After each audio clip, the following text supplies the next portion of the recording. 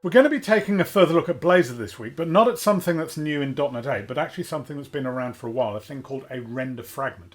And I was inspired to do this by a question I got from a subscriber called Robin Hayer 708, who was actually asking about a different video, one on the raw string literals that came in with C#11, and he'd spotted a problem in using them with Blazor. So actually this is going to explain that problem, and then see a really nice Blazor feature that gets around that. So let's have a look at what we've got.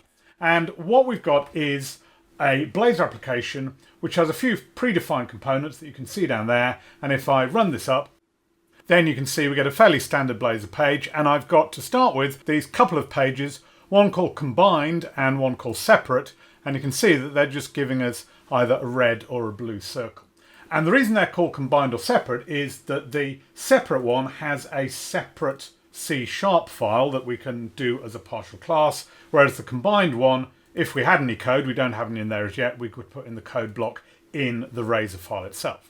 And then the other thing you can see, what was producing that circle, was we've got this SVG, this scalable vector graphics, and there you can see it's drawing a blue circle, and this one you can see is drawing a red circle, just so we can see between. Now I'm using SVG because that's what the original question was about, but what we're going to look at here could apply to absolutely any element that you want to put in there, any fragment of HTML at all. So let's look at what we're going to do here. Let's go to that separate one, and what I want to do is take that SVG, and rather than have it embedded there in the actual markup, I'd like to put that into a string and then be able to insert the string into the markup when I want to. So what I'll do is I'll go into here and we'll just have a private string, and I'm going to call this underscore circle, and then we'll just say equals, and then if I put double quotes in there, and then I could just cut that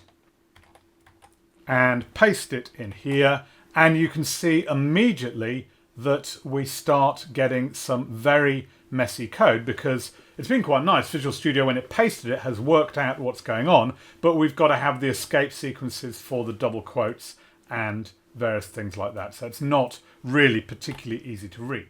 But we'll leave it at that for now. We'll see some improvements in a moment. But what I'm then going to do is actually render that back into the markup here. And the way we do that is like this. We say at, and then we cast that regular string to a thing called a markup string. And then in there I can put my underscore circle. And so now if we run that up and we go to separate, we're still seeing exactly the same thing. So it's just taken that text and rendered it as markup, and so we're seeing it the same. So it works pretty well with that markup string, but it's really very ugly in terms of what we're seeing there.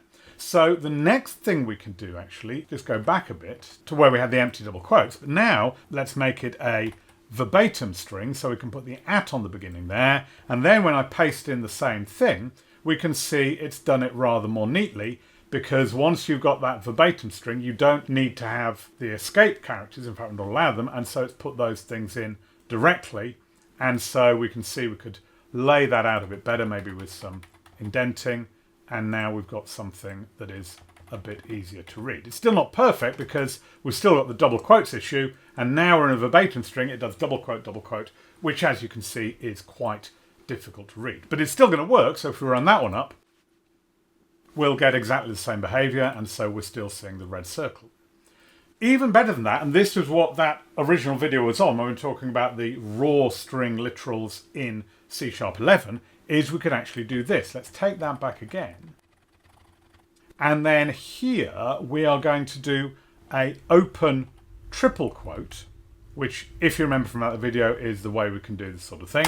And then in there, if we again paste that content, you can see that we can just have the content exactly how we want it.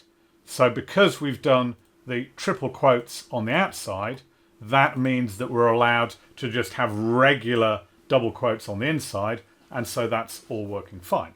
And so that's the neatest way, particularly when you've got fragments of HTML which have got lots of characters, in this case the double quotes, that are potentially going to cause you problems. You can do it like that, and so if we run that one up and go to separate, you'll still see it's doing exactly the same thing.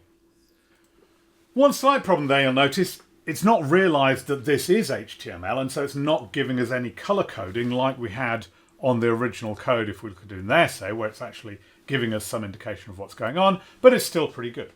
However, the question that Robin was asking was, well, that's all very well, but what if I don't want to have a separate C# file? Because if you take this code that we've got here and we put it straight into the code block when we don't have the separate file, and then let's also take the bit with the markup string and put that in there as well, all looking fairly happy, but when we try to run it, we actually get a load of errors, and you can see that it's just got completely confused in here with what's going on. So in that combined razor, unterminated string literal, strings that start with the quotation mark must be terminated before the end of the line. Basically, because this is having to use the razor engine does not understand these raw string literals, and so that's not working. So if you want to do this approach with the raw string literal, you have to have the separate CS file, which is what we've got there. And that was the starting point for the question.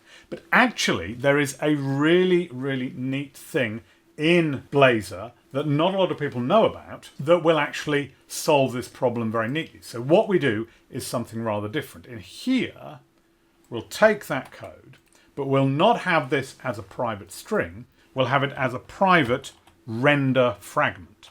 And then we don't need quotes at all. All we need to do is precede this with the @ symbol. And the odd thing about this is kind of using the @ symbol in the reverse of what we'd normally expect to be doing. So normally we use the @ symbol when we're in HTML to get back to C#. That's the way that razors worked since MVC came along. But now we're using it the other way around. We're using it so that we can have a fragment of HTML inside our C#. And so we now do things slightly differently. All we now need to do is just need to say @_circle, and that will take that chunk of HTML, it's an SVG in this case for the sake of any HTML you like, and insert it at that point up there. So now when we run that one, and this time go to combined, we'll see that we've got that red circle, but we've got it in there. And you can see the two big advantages of that. One is that we've been able to do it in the razor file, but also you can see, compared with what we had here, we are getting color coding so we can see what's going on. So if we, just with that, you can see you're getting the color coding in there. That also, though, has a downside, which is actually the exact reverse of what we had. Because if I take this code and try to put it in a CS file, and let's just call that circle 2 just to distinguish it, but it doesn't help. C# does not understand this use of @ because that is razor, and so it only happens in the razor file. So we've got the problem that if you want to use the raw string literals, it'll only go in the CS file. If you want to use this render fragment with that @ syntax, it will only go into the razor file. Remember, of course, we can mix and match them. So on our separate, even though we may have the separate partial class, we could still in here put a code block, and so just for that little bit we needed, we could put it in there. So it's not a huge issue.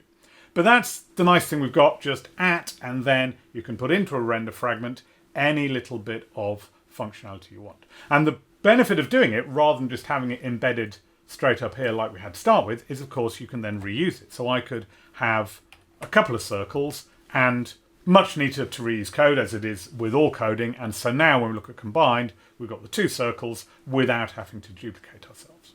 So that's the use of render fragment that, as I say, I very rarely see explained. Other uses we'll see later on, actually, you sometimes get more explanation of.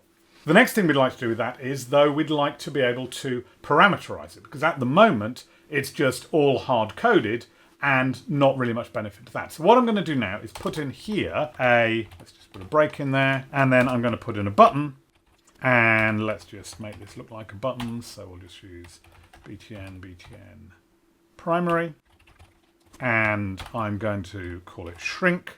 And then in the code, I'm going to put a private int called _radius, which I'll initialize to 45, which you can see is the radius we've already got in there. And I'm going to say @onClick, and then we'll just set that up with a lambda that's going to say underscore radius minus equals, and then let's take 5 off the radius each time. So that's what's going to happen there. And what we'd like to do is we'd like to have the radius in there rather than the hard-coded 45. So we could try, we're going to have to use an at again because we want to get out of the HTML back into C#. We could put underscore radius in there, but you can see it's now giving us an error. Field initializer cannot reference a non-static member. So we could try and get around that by putting static in here, and that's avoided the syntax error. And if I run that up, it will work. So if I click that shrink button, it does actually change the size and do the re-rendition, but it's not really very good because we've had to declare this thing as static, and therefore we'd have to have the same radius even if we'd got multiple instances of this particular component. So it can kind of work, but it's not a very nice way to go. What we have to do is something slightly different, actually. We change that back to being a non-static member, and then we make this render fragment generic for the type of data that we're interested in, which in that case is int, that's going to be our radius. What we then do is, rather than hard coding the value we want, actually turn it into a lambda function. And so what we're going to do is here, we're going to say radius, the parameter, and then gives. And so that radius you can see is an int because I've said we're going to have the int in there. And so now we'll just realign that a little bit. And in there, I'm going to change that from at underscore radius, the member variable, to just radius, the parameter we've got in there. And that's all happy. But now, if you look up here, you'll notice that's not going to be happy because there we've actually got to take the value we want. So here I'm going to put in underscore radius, and you can see we've got it of type int because I did it as a generic, and we can do the same thing here. Or in fact, let's do something different. Let's make the second one a bit smaller, so that's going to be half the radius, and that again shows the benefit of the reusability, that this same bit of code can now be used with different radii or whatever parameters you wanted. And so now when we run that up, we've got the one with a half radius, but when I shrink them, they both start reducing by 5 and go down and down and down.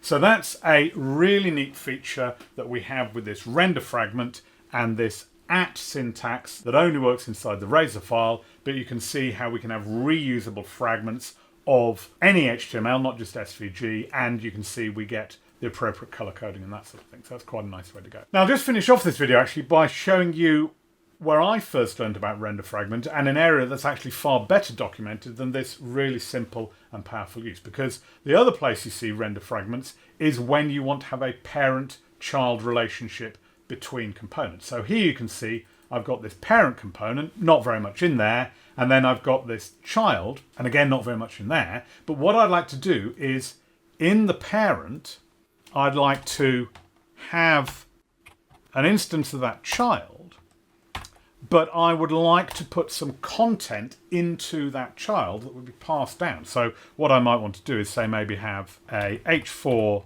which we can say this is a heading, and then maybe have a paragraph, this is some content. And I would like that to appear inside the child. Now at the moment, if we just run that up and go to the parent, then it's gone completely wrong because it's not being able to do that because it's looking for a thing called child content. And so all we have to do to make this work, let's go down to the child, and in here we once again use a render fragment. So this time, because it's got to come from the parent, it's got to be public and therefore a property, and so we'll put a prop in there, and it's going to be of type render fragment, and then the name of this property has to be child content. Okay, so this is one of these places you don't get any choice. It's got to be called that, because you remember the error we saw was saying it couldn't find something then specifically called child content. We're going to make that nullable, and then we're also going to make it a parameter so that we can pass down to it from the parent, even though we don't have to do that explicitly, but making it a parameter there is where that means that this content is going to be picked up. And then what we can do is simply let's put in, let's say, a div and just a bit of code to indicate the position where we are. We'll duplicate that, and then in the middle of that sandwich, we just say at child content, and then that will insert the child content in there, and the child content is whatever has come in from the parent inside that child. So if we run that one up, then go to parent, and there you can see it's just got the child heading, then we've got the sets of lines, and there we've got the content passed through. So that was in the parent, and then that was in the child. So that's another use of render fragment, and probably, certainly if you look at the documentation, one that is rather more common than the first one I showed you. Notice though that's just again using the non-generic render fragment. What if you wanted to use the generic one here? Well, the generic one is really useful if you want some quite powerful formatting. So let's go to a slightly different child, and let's have this thing called listing child. And what I'm going to put in here is a couple of properties. I'm going to have a property that's going to be an IEnumerable of string, and I'm going to call that items, and again make that a parameter. And let's just initialize that to be empty. And then I'm also going to have a parameter, and this one is going to be again a render fragment, but it's going to be the generic render fragment for string, which is the same as the individual item type. And that one I'm going to call format. Call it what you like in this case. It's only when you've got that child content that you've got to give it that particular name. But this one I'm just going to call format that we have in there. And so this is called listing child because what I'm going to put in here is we're going to have an unordered list, but then I'm going to say at for each var item in items, and then I'm going to have the list item, but then rather than simply displaying the item, I'm going to use whatever format I've been given, and I don't know what it is, but I'm going to just do here at format, and then pass into that the item. And that's going to work, remember, just as we saw before, because we've got the string there, and so that's what it's generic for, and that's what's being passed in. We're getting a slight warning there because it's possibly null, and so we can just put a quick safety check around there. So if, and then format is not null, and then that will just save as having the warning.